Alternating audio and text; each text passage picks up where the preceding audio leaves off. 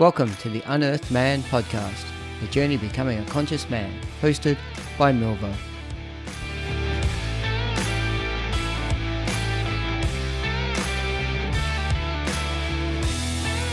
Hey all, Milvo here, and welcome to episode 51 of the Unearthed Man podcast. To kick off, I'd like to acknowledge the traditional custodians of the lands in which we work and gather, and their continuing connection to land and waters. I pay respect to elders past, present, and emerging. I pay tribute to the diversity of First Nations peoples of Australia and their ongoing culture. Now, if this is your first time listening to the podcast, then certainly welcome aboard. If you're one of my regular listeners, then welcome back. I really appreciate your ongoing support. If you're looking to know more about The Unearthed Man, then you can find me on Facebook, Instagram, LinkedIn, and at theunearthedman.com. If you also feel called, it'd be great if you can subscribe to the podcast via your preferred app and also leave a review. I know a lot of you enjoy the show, and therefore, if you could give back 5 minutes to leave a review, that would be gratefully appreciated. Now, I was first introduced to my guest via the Sacred Sons podcast and have been actively following him ever since. On that podcast, he spoke into how he was given his spiritual name, if you will. Given I had just started my spiritual journey, this was a true eye-opener for me. He is here to live, love, and contribute as much as spirit allows and to be of service to this planet and all who pass through it. Pure love and integrity is his truth and represents the ways in which he navigates this experience. He has taken on a life of inner standing, be it mind, body, and soul. He is here to be a strong father and root for Forza Sagrada, a calling in of a strategic stance to end all trauma to women and children, and for all of humanity to start the shifts to be able to live in an aligned way to truly bring safety to our civilization. We are here to unite once and for all to end all wars with self, other self, and the world herself, while creating heaven on earth for all our ancestors, our living relatives, and all our children's children's children. We can accomplish this, and this energy is growing fast and with much depth. Let the roots grow. Spirit calls him to facilitate safe, sacred, ceremonial space for deep healing, learning, and exploration. Soul quests in nature, as well as facilitating facilitators on their path and offering initiations for men, women, others, families, and young adults and animals, along with many other hats he wears depending on what pure medicine is called for. He's learned to combine his actual lived experience, nature, our psychic abilities, old shamanism, and the wisdom of the sacred plant and animal consciousness to be a reliable guide.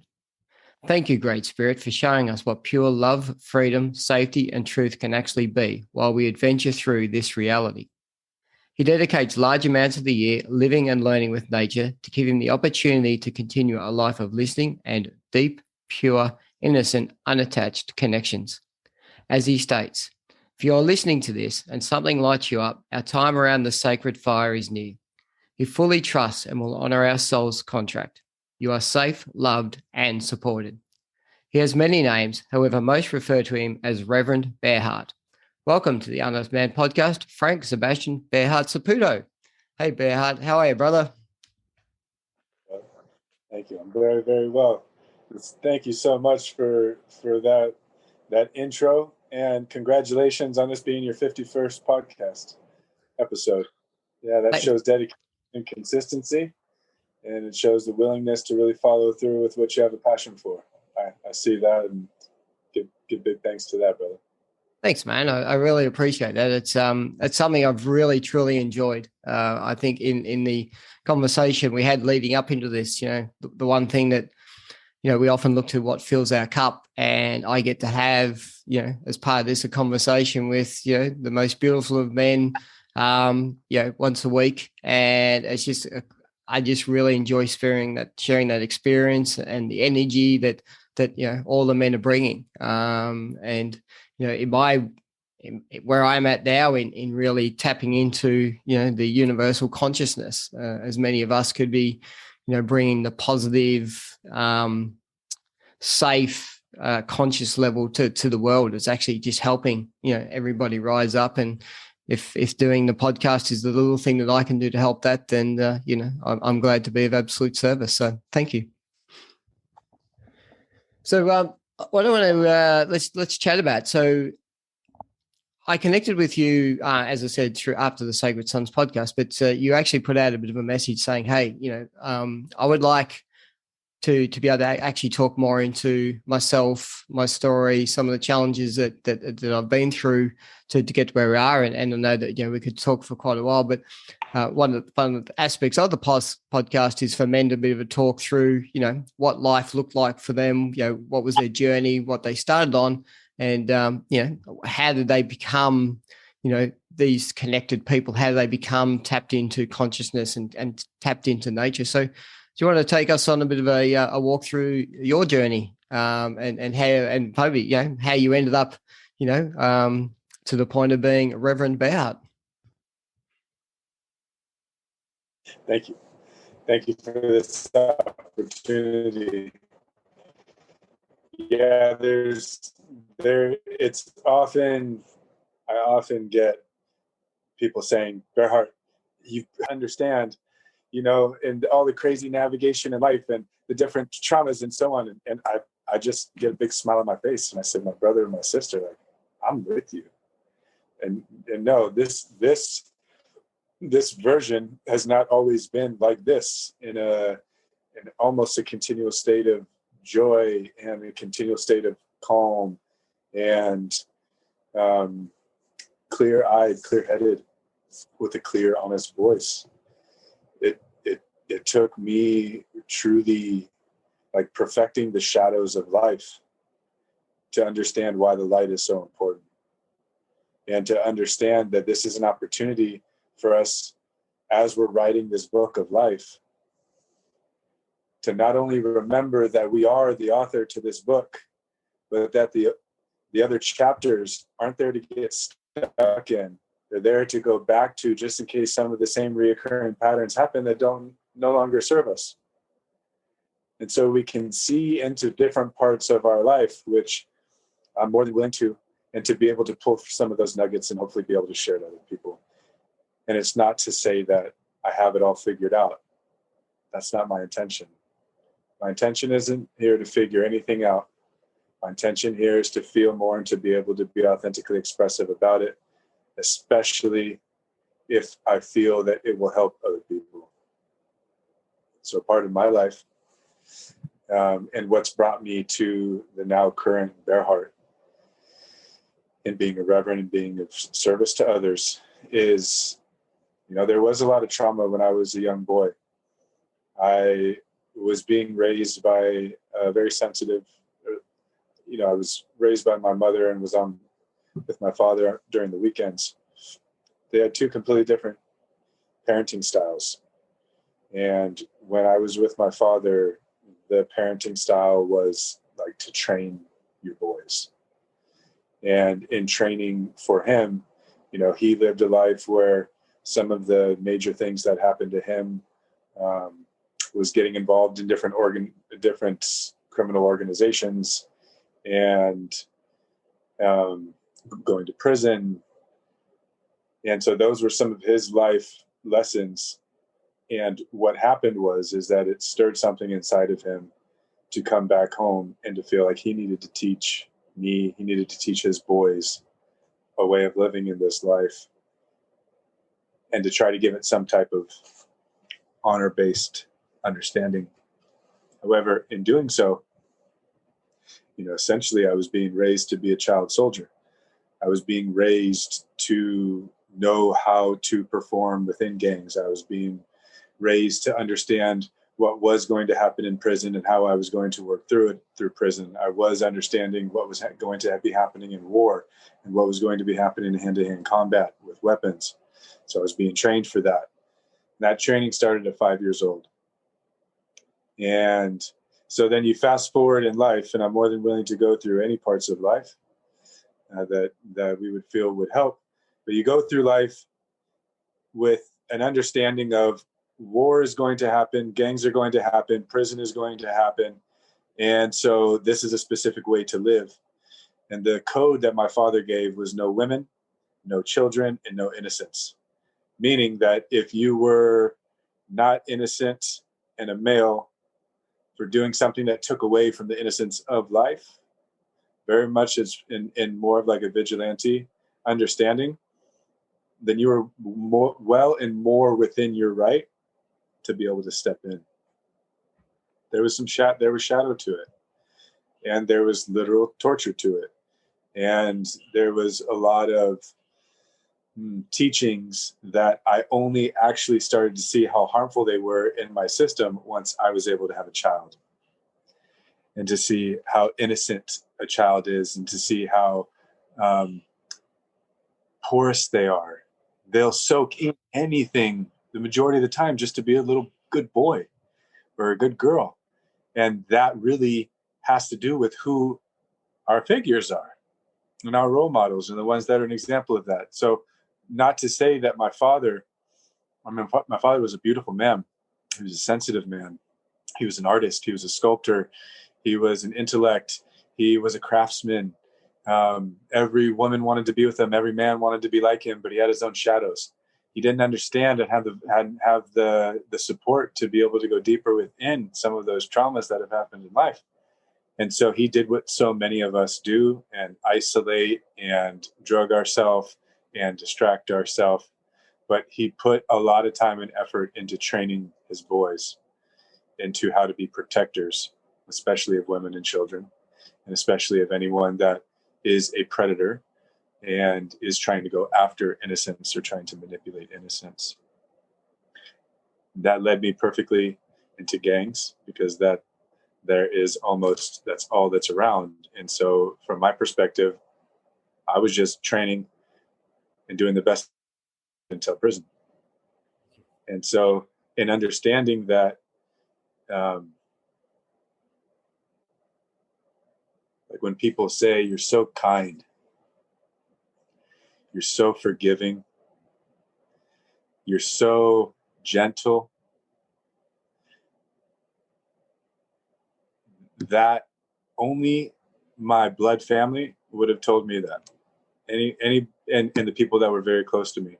But there have also been many that I have harmed, and I have utilized the training that I had. And number one, everyone gets a chance to heal. Mm-hmm.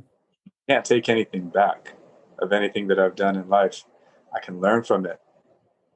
I could feel it again.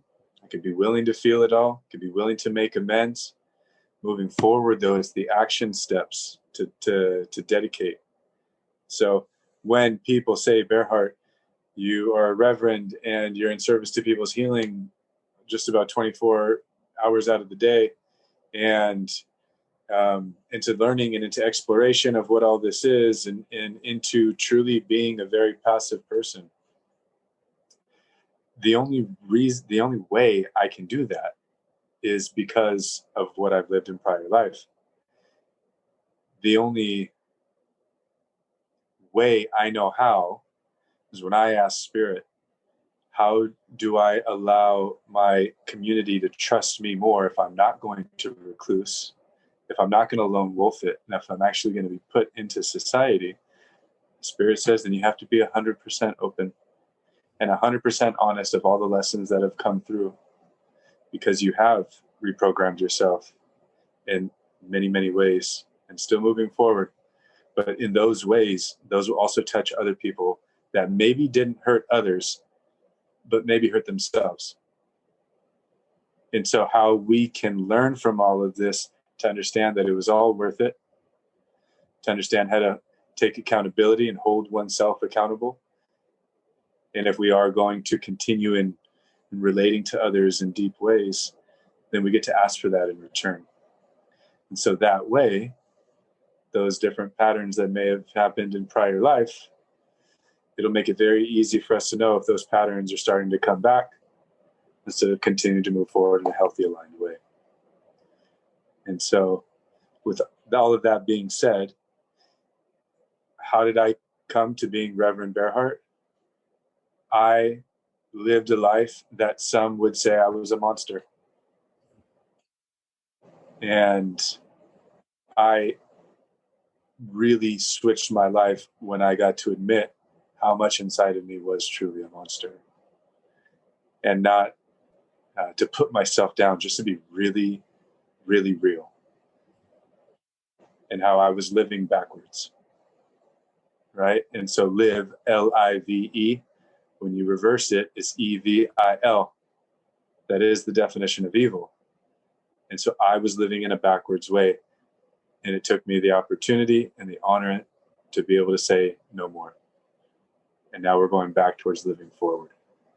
And that's what I've been in continuation of, an inquiry of how to do in the most alignment. So thanks for that. There's a few things that, if you don't mind, I'd like to sort of maybe, backtrack on a little bit there, but to talk to the journey there, I really appreciate that. There was a couple of aspects in there that I just felt directly when you were talking, when you did talk into, how others, you would say that you're kind and that you're loving, everything else. I actually felt that even in that conversation for you, there was certainly emotion coming up with that, and there was certainly still maybe some pain in behind that, in the fact of, as you said, that was probably how others saw you from family, or others see you now, but not knowing maybe, who you were or what had taken place back in the past. And as you said, talking into the shadows, or talking into the evil elements of the lives that we've had before we got to this point. There is still probably some aspects of that, which is, reflecting back on that shadow aspect, or those parts of our lives that we've probably forgiven ourselves for, or you might have forgiven yourself for, but, there is still some elements that, I felt that maybe that you're still working through. But just to take a step back, you touched on, with you and your kids and you growing up, and this conditioning that the children have, being porous. Ultimately, children will do what they, in my view, will do what they believe their parents will make their parents proud of them and make their parents feel happy. So, if their parents want them to be protectors and therefore show that they're being a vigilante, or show that they're actually standing up for, the innocent or those who can't stand up for themselves, if that's how they get the validation or the recognition, then that's where children will go to. And I think that what a lot of people don't understand is when they go, but how could that person end up being so violent, or how could that person end up living that sort of lifestyle? It's like, well, take a step back. That person was just trying to get love and validation from their parent, who had basically said, this is how you go about giving me love and validation. So when you said your training started at the age of 5, I mean, what does that look like? Because formative years, I mean, we're talking, is it 5 through to 15? I mean, they're really critical years in a young person's life. And here you are as a young boy with a dad seeking just pure love and validation, but being porous. So can you talk back into a little bit about what that actually truly looked like for you, and what was that seeking of love and validation that took place with you back at that age? Sure. Thank you for that question. Yeah, I would say my original father wound was hearing the stories of my father essentially continuing to have children just to have his son. And so once he had his son, he left my mother and raised another family a few miles away. So that was my core wound, was I wasn't good enough for daddy. And all I want to do is make dad proud. So now when I was, I believe, 4 years old, that's when he went to prison. He didn't do very much time. I think it was 18 months. But within that amount of time, now I'm 5 years old and he comes home. Something seemed, and it always felt that way, as though like something happened to him when he was in prison that he wasn't willing to talk about. And instead of saying how horrible prison was, he glorified it. And glorified it to the point of where you're not going to be a real man unless you go through that, and unless you go through it with your head up. And so that was like the base. So when it came to 5 years old, that was where pain started. That was where making sure that you weren't going to be spooked due to loud noises and heavy energy. And what I mean by pain is, like, I would say pain was always it was something that he implemented very early on. And like, this wasn't a man that disciplined much. His rule was, is if you disrespect me or if you touch my tools, I will beat you down. Other than that, you're a man at 5 years old. You take care of yourself. And if you want to come around me, then these are the specific things that you need to do. And for my father, it was training. It wasn't just like snuggle time on the couch and read me a book before bed. No, my dad he was literally cooking meth in the garage, and I needed to do something to be able to like be worthy of his time. And so he was a martial artist. He wore many different hats. So in that, it didn't matter what it was. It was, Dad, I'm ready for the test. It was a constant set of tests. So in that testing, there was burning with cigarettes or with like a flames and just put out match. There was burning of wax, like hot wax that he would pour on our bodies, because it wasn't just me, it was my brother, and at times it was my cousin as well. And so he was creating, essentially, like if you looked at us as little dogs, he was creating little attack dogs. And he was desensitizing us, which is what you would typically be doing in martial arts. You would typically be doing that in any type of society that is growing an army.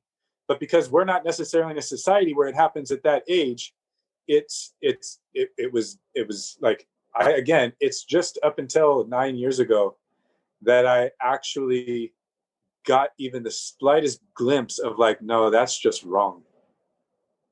It's just wrong.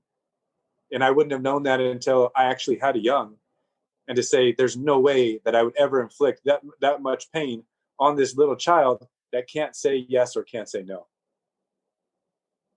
Because it was either like, this is what happens, or you don't spend the time around me. And so my brother was very soft. My brother just likewise, he just wanted to be able to fit in as well. We were 6 weeks apart. And he was a little bit more on the soft side, where the tests and the different types of, the training was hard on him. And my spirit went triple time. So if there was anything that my brother didn't want to endure, I endured triple of it, just to be able to say, Dad, I'm here. I want you to love me. We don't live together, but when I'm here, I'm going to do whatever it takes to be around you as much as possible. And I wouldn't have cared if that was to literally watch him cook some cereal or to fix his car. Like, he was my idol. So of course, if Dad says, well, this is what's going to be happening in life, this is what's going to be happening in the world, it already is, you will have to protect, you will have to do these things, and we need to make sure that if any predators come around, that you know exactly what to do. And not only know exactly what to do, but you know how to do it from a perspective that they wouldn't even be ready for. And so he was training a unit. So from 5 years old, and then, but see, this is the thing, like once I was in my teens, I had my own organizations that I was training and that I was putting under pain, and that I was putting them through the same process, because literally whatever my father taught me, it worked. He only taught me, and this is why I'm so thankful, but at the same time, I have to be very, very real with being a father, and that's not what we do to our children, what we're going to be doing, and then have the child's understanding that they want to be in on it as well. So I could see the important values of it, but because there was a twist of my father living a life very much out of integrity, very much not with honor, it was done so, and not so much just to be the protector, but it was like, and you live in a society that is not going to understand that, so you will go to prison. So when you go to prison, it's looked at more as a like prisoner of war. If you didn't do anything, but you're there to come to somebody's aid, then you go 1,000%. If it's happening to our family, then you use our training 1,000%. And so, as I had other things happen in life, that family was my blood family, and then that was other gang family, and that was prison family. So I've truly only always shown up the way I always do. Like who I am as this one being has wanted to do the right thing and just looks to my leaders to how to do it properly and to how to get the validation and the accolades and the data boys and everything. But I know how I'm not the only one that was programmed in different ways. And I know that by being one, that my job was to discipline others that did wrong by society, did wrong by the rules. I got to see how that was no heart. Like, I may have considered it and justified it as love for the ones that I loved, but when I'm willing to hurt another without giving them an opportunity to heal, without giving them an opportunity to learn, without giving them an opportunity to explore their own life and their own programming and their own traumas and their own fears of life and their own guilt and shame and blame, all I did was make that worse. Yep.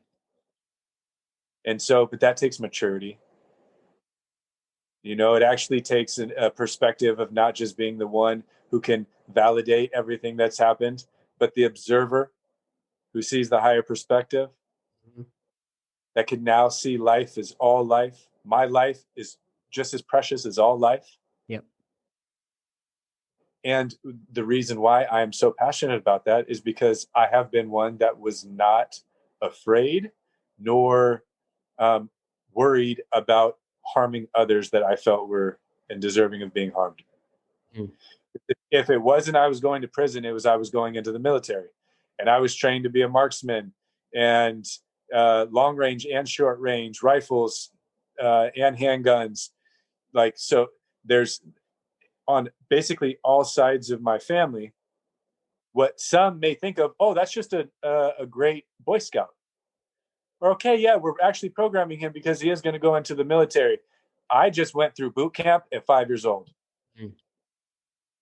But because the formative years, it was so ingrained that this is what we do and this is what you look out for. At that point, that's what turned me into a predator. And as being a predator, and predator could be like the definition of predator from what I understand is when one forces their energy on another without consent. That's what I was becoming. That's what I was being trained to become. And although it could be done with a code and it could be done with, that of boys, like I said, and validation that it's the right thing because they were bad people, I got to get real with that. I got to get real with myself. I got to get real with the Almighty. I got to get real and truly dive into that much deeper. Yeah. So on some of those points, there's a couple of things that again just popped into me as you talk through there. First thing is, around initiation of boys to men, and what is a healthy rites of passage from a boy to man versus maybe an unhealthy. I try to avoid the word toxic. I think that's just overrated and overused now. So I prefer to use healthy and unhealthy. So that's one aspect that sort of definitely came into mind about what that looked like. And the other aspect that, and I think there's a lot of stuff happening with it today, even with everything that's going around the globe today, is we that vigilante of I'm here to save the world, actually, and the ego driving that.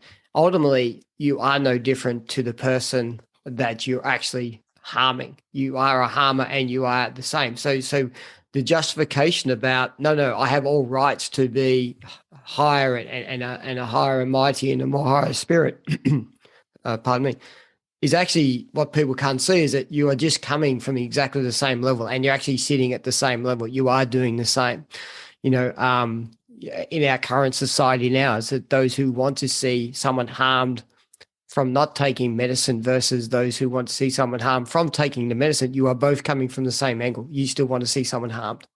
So you are no better or no more righteous than anything else. And I think that's where, as a society, we've got to start to learn to understand that. So for me, what I look at you is that you, and as you said, you then went on to train some other people, it feels like you've gone, I know the way to become a man, because that's how I've trained to become a man from the age of 5. And I'm going to constantly say, here is how I've learned what being a man is. And a man is a vigilante, a man is a predator, a man is this.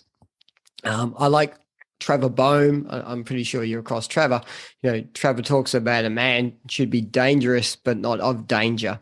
And I really love that thing as well. We should be able to protect from a place of love and know that we're doing protection from the right angle, not from, you're harming me, so I'm just going to replicate the harm, because it's that whole two negatives don't make a positive. So is that how you felt as well, that there was this, is this now what you're seeing now that you've got your kids and you're seeing, because that sounds like the point for you when all of a sudden you had your kids and you realize, oh my God, I could not do this to my children. What actually took place to me? Is that really when that major reflection activities really kicked in for you about, how a child can be a child, and therefore what does that passage into being a woman or being a man looks like from a healthy perspective, and from a point of love and compassion, as opposed to maybe from fear and feeling that the whole world is a threat? Because it feels like that's what your dad trained into you, that everything out there is a threat and everything is going to harm you and do hurt to you. So be prepared at all situations, which is a really tough position to live in. Yeah, and I believe that was his deepest intention of it all. And there's valuable things to that. Mm. The initiations and the rites of passage from boyhood into adolescence, adolescence into manhood, manhood into father and grandfather, and so on and so forth, to the warrior role as well. And there, what I've taken from it is nothing is for naught.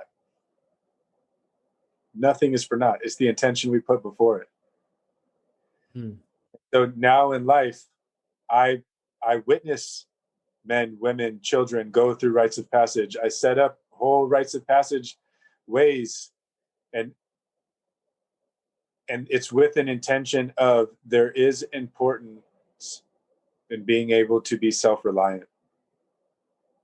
There is a deep importance of understanding how capable we could become. But it's not because we have the saber-toothed tiger chasing us, and it's not because we're going to save the world. It's because as individuals going through this life experience, some things will just make it easier on us, so we can show up in a more aligned way for our family. And that way, instead of having to protect the women and children so much, because that is also very real, it's more so to be an example of how, if we live in an aligned way, we won't have to. And to truly be an example of that outward, and to create the space for that. And so that way, instead of having to be a vigilante, we simply, we show up more. And we don't pass the buck. Right? We show up more for self, show up more for family, show up more for our community, show up more for the world at large. As we do that, that will be a new, healthy perspective and example for the rest of the young that are coming up in adolescent and early manhood. Right? If we're going to be the uncles and the grandfathers, the only way that we'll be able to teach is from our own life experience, not just saying, do this, don't do that, do this, don't do that. My father never gave his own life example unless it was how to reinforce what he was telling me was true. But he never gave me the actual nuggets of what was the reason why he did all that to start off with, what was the traumas to start off with, what was the key points in life that derailed the alignment, the joy, the passion for life, being able just to sit down and breathe in the fresh oxygen and have a smile on your face, knowing that everything is working perfectly for us. And so an understanding for myself that nothing is for naught, and that there was and always has been something very special to all of that, I changed the intention. And that intention at this point in life is the purest that I could ever imagine. So as we navigate some of these times that are already here and that are going to continue to come, we're looking at it as a point of, if we're going to be, I look at things in an animalistic way, because I I've owned now a professional dog training company for 15 years. I trained over 10,000 dogs and many wolves. So how do we show up more together? Again, if we're not going to lone wolf it and if we're going to be in community, we get to know what everyone's capable of. And however everyone can show up in their highest bit of capability, then we'll understand how to move together. And when we do that, we get to be more intimate with each other. And when we do that, we'll feel more safe. We'll feel more free to be in our truth and to actually feel love. So on that point, because so some people who are listening to this, when we talk about show up, that's a concept that I think for some of us who've now spent time actually willing to look back at the shadows, or look back at why we still get frustrated, or why anger still comes up, and which part of this back in our childhood or back previously we haven't actually done. So what does that then look like in relation to you from that aspect, in relation to helping people understand to become their true selves, or talk about how they can actually be, I suppose, somewhat comfortable looking back and to look at that, what they may be carrying as a shame or a guilt or something that they haven't forgiven themselves for, or haven't forgiven someone else for, that is now constantly showing back up. What does that look like for you? I do want to actually touch on also the dog training thing, because there was a secondary question which would be about how much of the dog training actually train the human versus the actual animal, because I'm interested in that aspect too. But yeah, let's talk on the showing up. Like, what does that actually look like? So for you, when you're dealing, both with yourself and with others around you, what does that look like on a more practical sense? On the most practical sense, it's just listening. And I say just listening because it may not seem so hard, but it is the most just thing that we can do for somebody that is wanting to be able to express, to listen deeply. And in that deep listening, we'll be able to feel more. And then I'll be able to feel in whatever it is that's going through them, and be able to touch it and associate it with something that's also happened in me. And so that way it gives me an opportunity in spaces where people feel a little bit more welcome and open to be expressive. They feel like you're actually listening and feeling them. And then I come with usually a very sincere ask of if any type of reflection or if any type of feedback would be accepted. Other than that, like, people can go through different types of men's work, and they can do all the work, and they can get psychology degrees, and they could act like they know it all. But when it really comes down to it in life, like, why do we get mad still? And why do we get enraged? And why does we go into shame and blame and guilt and depression and so on and so forth? It's because it's not after the fact. It's not in some class where we're learning about this that it's going to matter. It's in the moment when sensation is at its most height. Because that's when our faculties usually shut down and we forget all the darn tools. And the tools are simple tools. The tools aren't even tools that you have to spend a lot of money on, to go to classes on, so on and so forth. Let's just get back to the basic, simple understandings. When sensations get high in emotions, which emotion is just energy wanting to be in motion, emotion, and we are taught to hold down and to restrict that flow, there becomes some type of a struggle. So before the struggle is usually when we could take that moment and just take a deep breath. We could step aside and go, not only just be within the one who's having the emotional experience, but also the witness who can step aside and look in.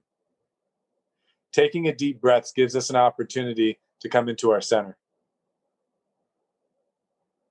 But when we're in a heightened state of emotion, as simple as it seems, to take a nice deep breath and have the true sovereignty to know that I choose how I move forward from this deep breath, that seems to fall offline.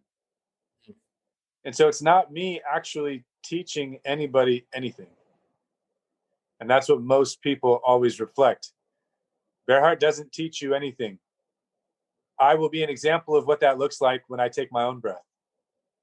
I will be an example of what that looks like when there's something that may want to be shared. And instead of just projecting that onto somebody, I ask them if they're open for it. Mm-hmm. Open and willing. Very consensual. Just like I would with anyone else and any other type of species. Might as well do it with the humans as well. But the thing is, it's because there was so much in life I didn't care. I didn't care about what other people were going through. I would have been the first one to say, grow up. That's life. But that also, like, that doesn't, you said either healthy or unhealthy. What I look like is, what I think the definition of healthy and unhealthy is anything healthy is giving medicine to it's enriching life. Unhealthy is taking away from life. And so in being able to be an example, in being able to simply listen and be a witness, in being a compassionate but also very straightforward reflection, I ask. And my questions are usually very, very genuine. And it prompts a deeper opportunity for the person to remember what they already know. Take a deep breath when things get really hot and heavy. Really enjoy the good times and the joyful, especially the simple things and the subtleties of joy. Don't hurt self. What that means by not hurting self is not lying, actually being honest, even if that means not having the biggest following. Yeah.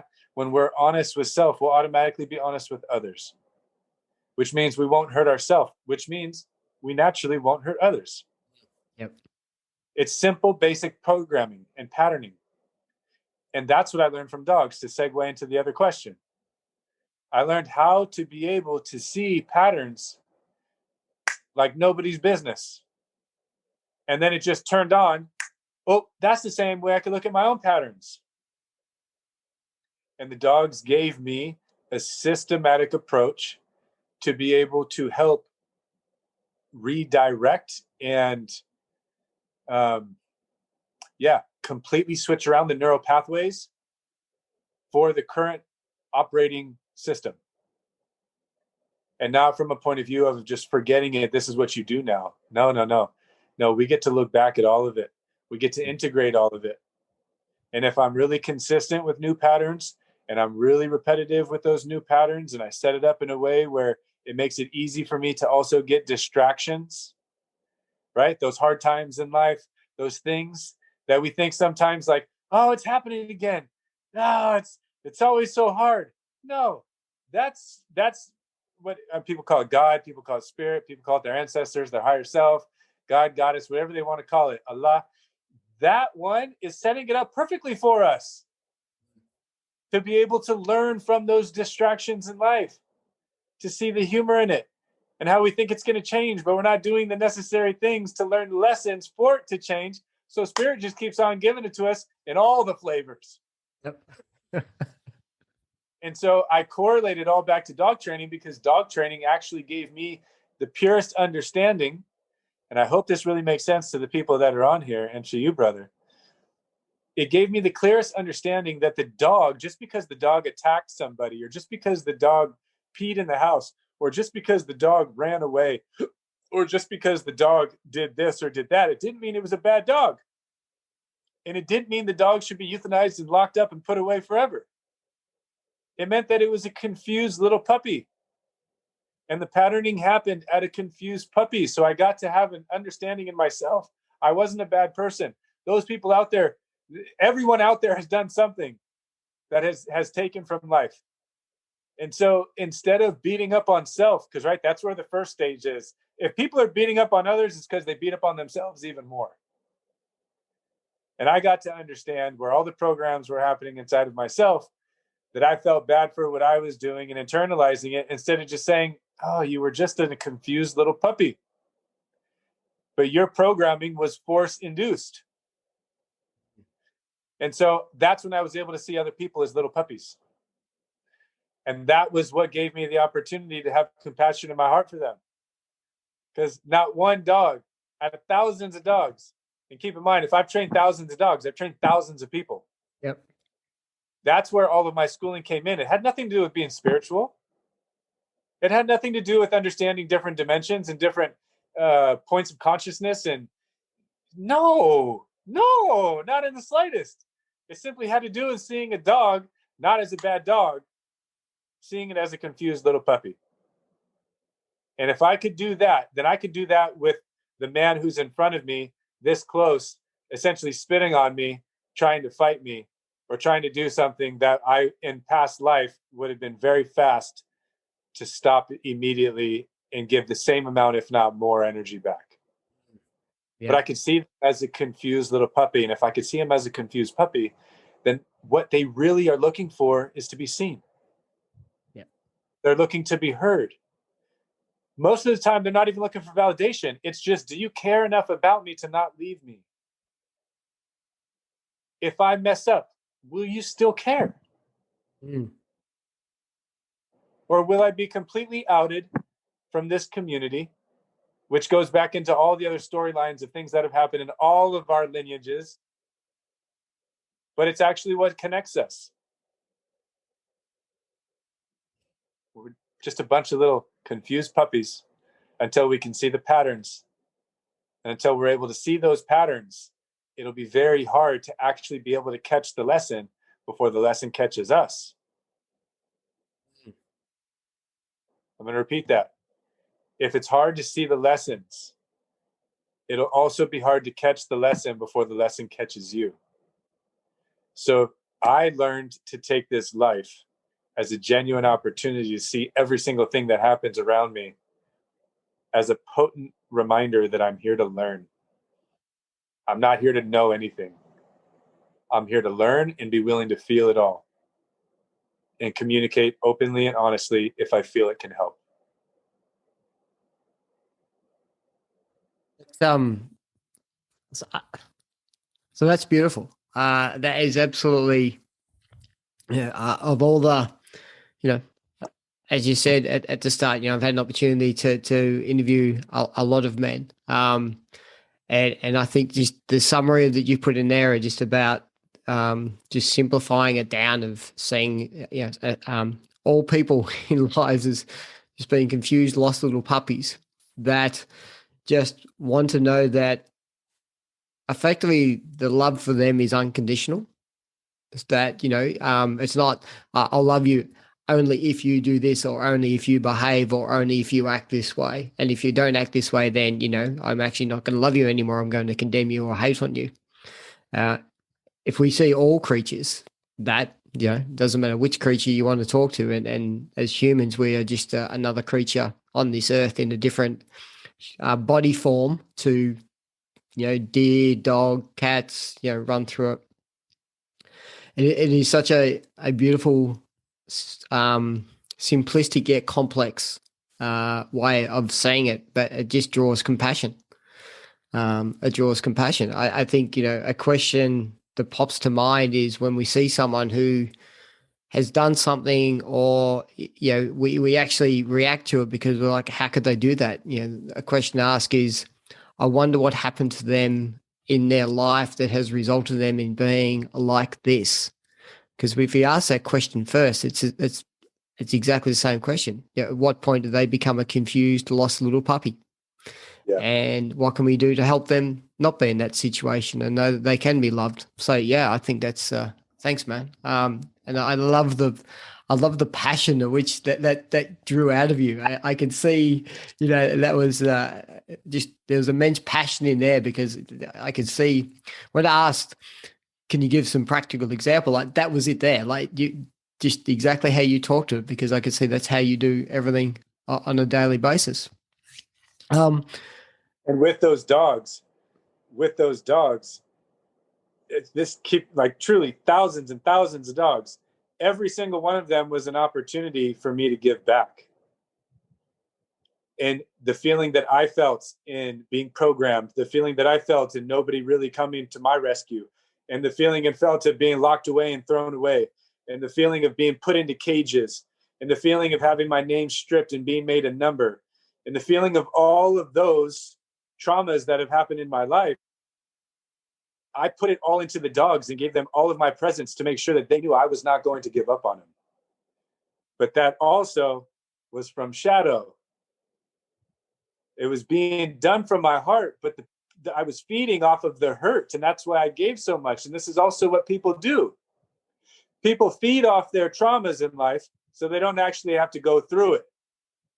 So they become the number one in their company. They become the number one earner. They become the best mother and father because they're not going to end up like mom and dad. They're not going to go along the same this, that. They're not going to be just the rape victim or the molested child.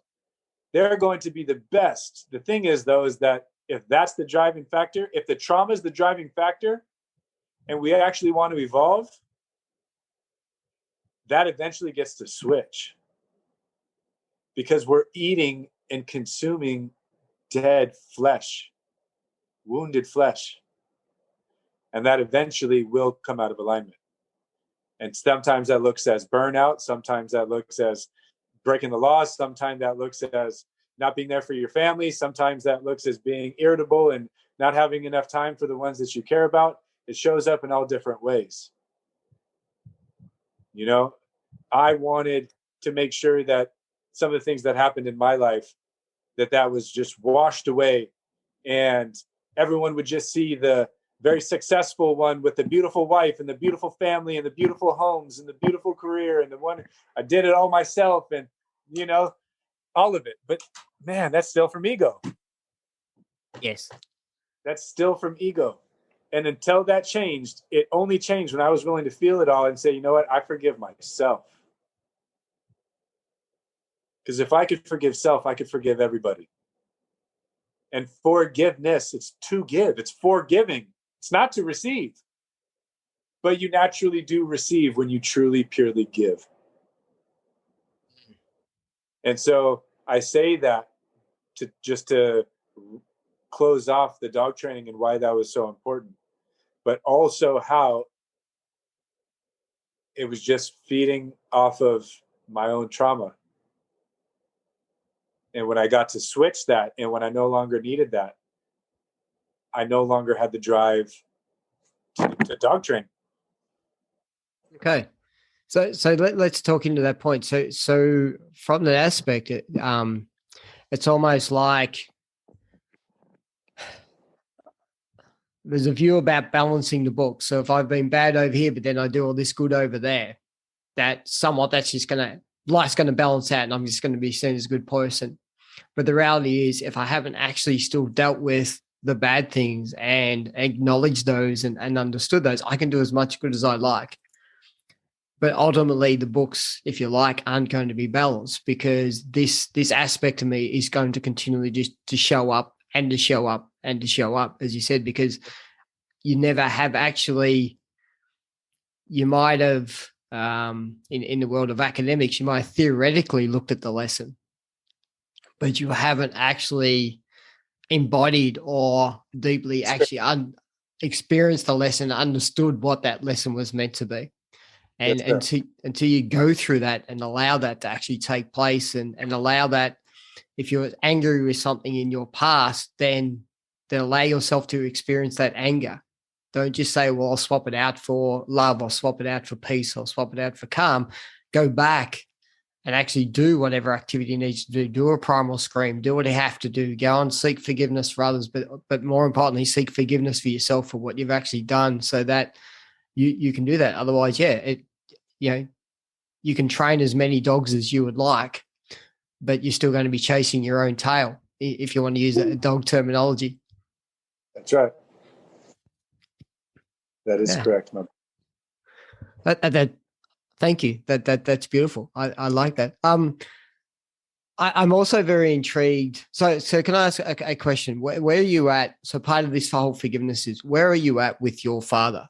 So, so obviously, you've talked a bit about the driving was your dad and everything else. So, is there a piece now with that about, where you're at and what that looks like, or, if that's okay to ask that question? Yeah, well, my father passed away 9 years ago. Okay. And we had, it was at a real crossroads, because in my family, being the man of the family is very important, and you do so with honor. And it came to a point where my father was habitually lying to everyone in my family and stealing from my family. And it was at that point I just had a child, and it was one of the hardest things I've ever done, but I felt it was only proper for me to step into the man role of my family, and for my father to not have that title and to not completely cripple our family. And so I went to my grandparents and had a meeting with our family, and he got physically, he tried to get physically abusive with me. And so it turned into a very hard time at the end of his life. And once he passed away, it created more of a want and more of an opportunity to connect to him, because while he was alive, he wasn't around very much to connect to. But when his breath was no longer, it gave more opportunity for me to talk to him and for me to try to see everything from his perspective. Instead of, you did this, how could you, so on. I went through that, but then I switched it into, okay, I'm going to really give myself an opportunity to play the victim. But then now I'm also going to see the light side of my father. All right? Because we have the dense side, what happens in this 3D. And then we have the light side. Like, what was the main intention? Right? What was the main reason and purpose that he was here, and the ways that got him to tick? And I was able to see him again as just as a confused little puppy. And he did his best. He did his best. And this is like, some of my childhood memories is literally the only way that I could be in my dad's garage and spend time with him is if he can he can literally beat me past screaming, past literally saying, stop, Dad. No, Dad, no, no, no. And then come out into an animal. And that's when he would stop. Right. So these are like, when I look back, I look at all of it. And at this point in life, I say, thank you. Yeah, it's made different things in life quite confusing at times, because it used to be so easy for that animalistic side to just be able to switch if there was the feeling of being disrespected or helping in a sense that's being taken from.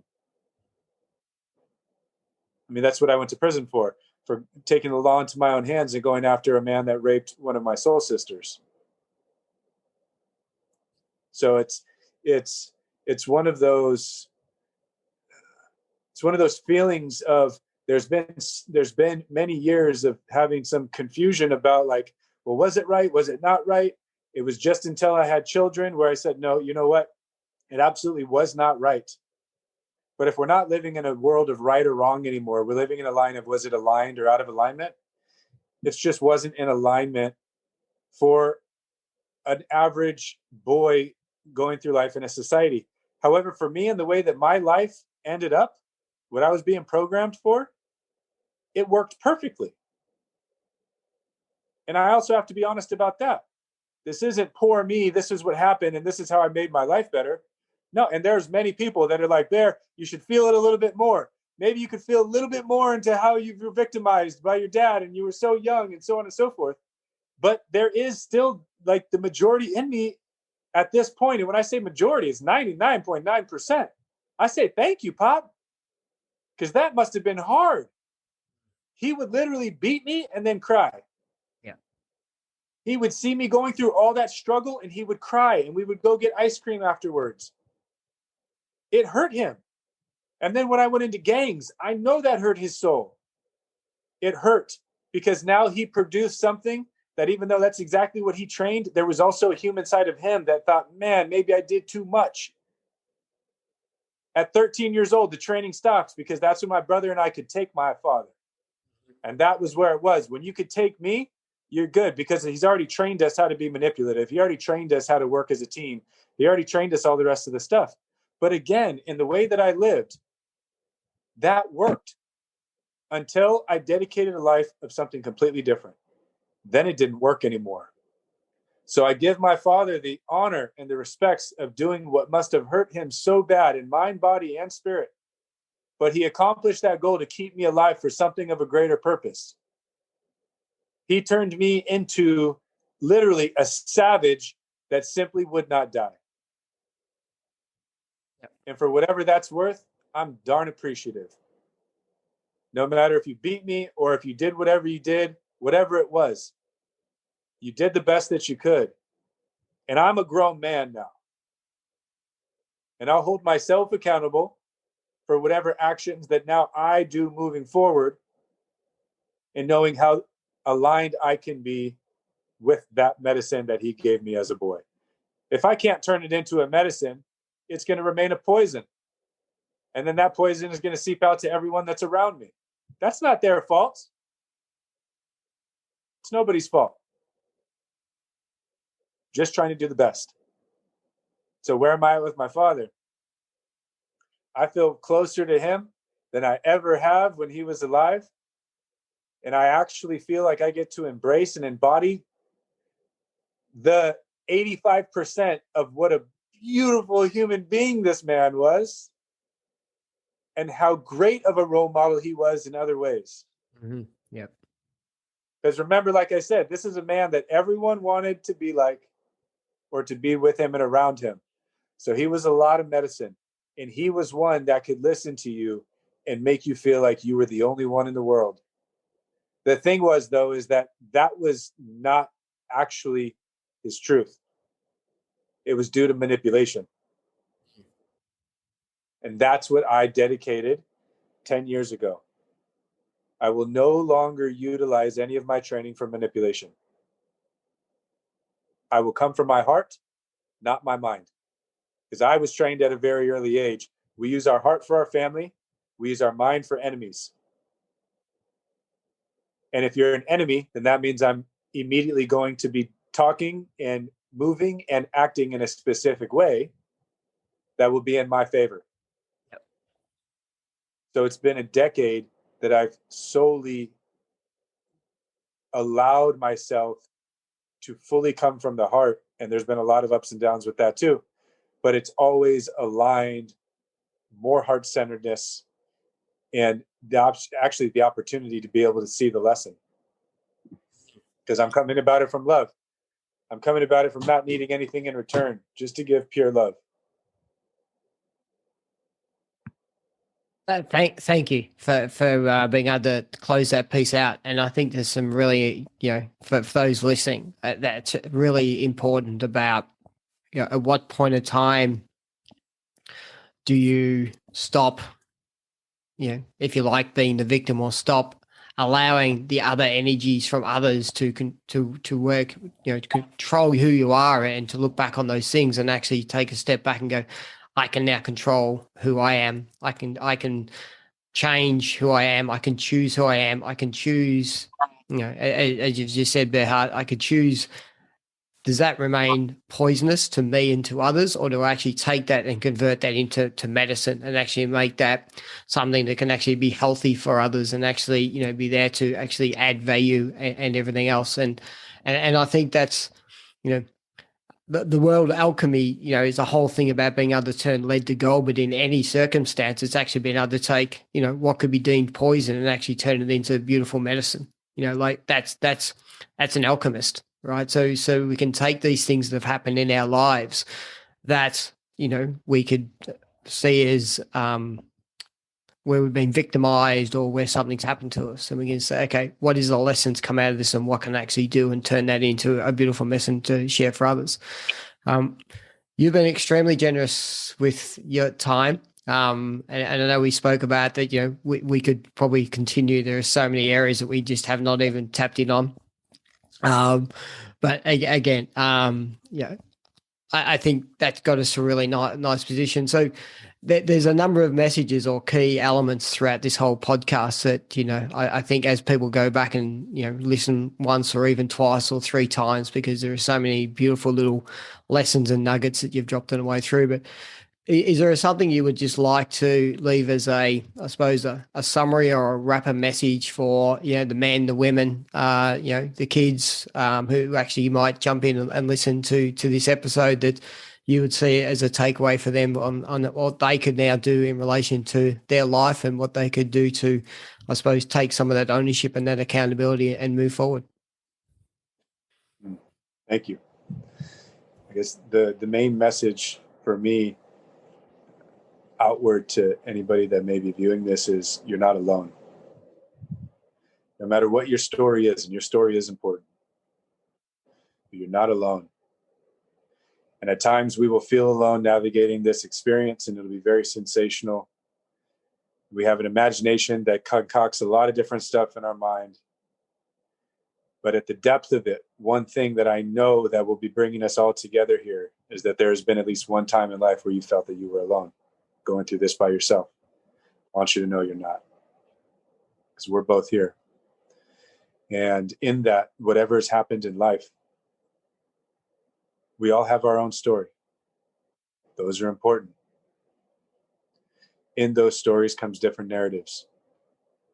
So we are all able and capable to become sovereign. We are all able and capable to actually have a sense of freedom, no matter how much of a slave-induced society we may still live in. But you're not alone. And if we can come to an understanding of forgiveness for self, forgiveness for others, we naturally will no longer hurt self or hurt others. We'll naturally help ourselves to help others.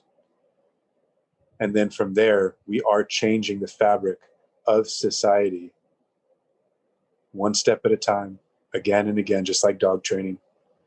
We're coming into new patterns, new neural pathways. And it doesn't matter what skin color you have. It doesn't matter what economic background you're in. It doesn't matter what may be happening in your life. This is an inside job first. So please know, number one, you're not alone. Number two, you're special. You have a story that should be heard as well. And if we were all 5 years old and we were by a little campfire, having fun and making jokes and playing, and all of a sudden we were all taken. Your life has been whatever it's been. And now we're all coming back together around that fire. Well, my question is, what's happened, my brothers and sisters? How can we utilize the lessons of it to help each other? And how do we want to move forward in life? Do we want things to just stay the same with inside of ourselves? Because if we do, it's going to stay the same outside of self. But if we want true freedom, then we get to unite. The only way we unite is if we know we're not alone and if we no longer have enemies. So with that being said, I send much love. I send much respects. Let's turn the lessons into blessings. Let's share them. And let's be able to receive others when they come to you looking for your medicine, to be able to listen very deeply, very intimately, with all of your heart. Then we change the world. Beautiful.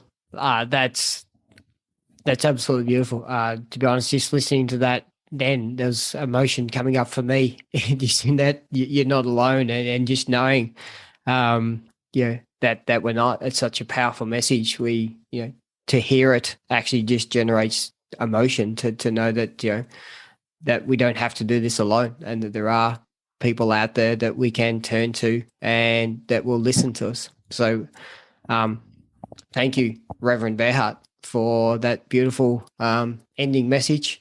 I'm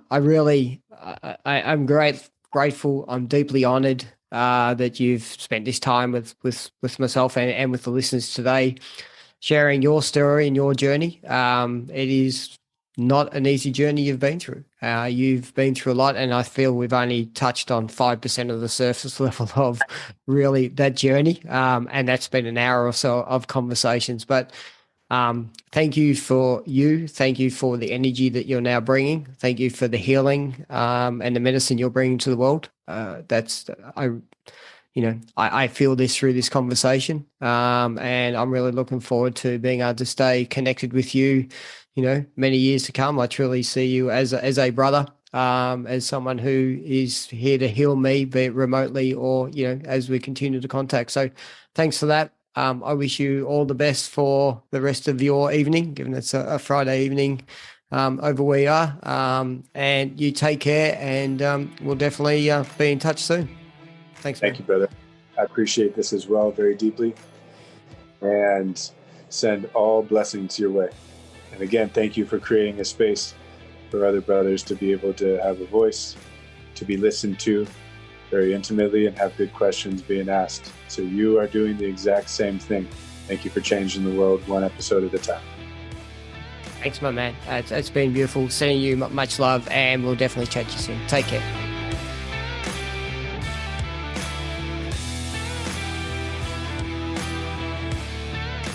Hey, all. So that was Reverend BearHeart. What an amazing, beautiful, beautiful man. I really enjoyed that deep conversation with him. Clearly, he's had many challenges that a lot of us haven't had to go through, but the way he's come out of it, the way he approaches life now, definitely follow him. BearHeart Saputo, you get him on Instagram. He's just an amazing man with a beautiful heart, and as you can hear, very softly spoken, but also very passionate about what he does.